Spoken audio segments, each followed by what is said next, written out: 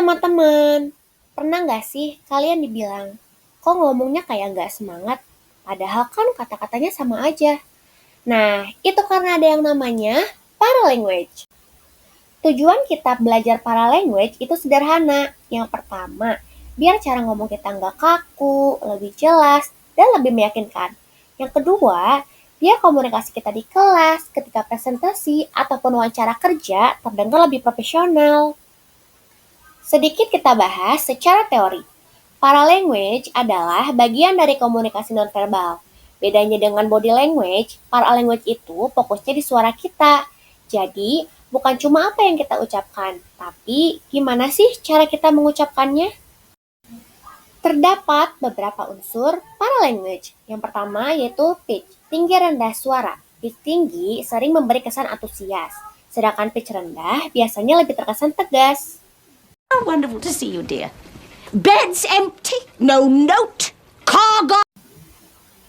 Lalu, volume, seberapa keras atau pelan kita bicara. Volume ini penting supaya orang mudah nangkep apa yang kita omongin. No, God! No, God, please, no! No! Tempo atau kecepatan bicara. Terlalu cepat bisa bikin orang yang dengar itu bingung, tapi terlalu lambat juga bisa bikin orang yang dengar itu bosan. 7:47 leaving Heathrow tomorrow at 6:30 in the evening for Baltimore. Apparently it's going to save the world. Not sure how that could be true, but give me a moment. Selanjutnya, inflection atau perubahan nada supaya nggak monoton. Misalnya, kasih penekanan di kata-kata yang penting. Wait a minute. Who are you? Terakhir, ada jeda. Diam sebentar, justru bikin pesan kita lebih berkesan loh. And kick ass. And I'm all out of bubble gum. Nah, sekarang gimana sih cara ngelatih paralanguage?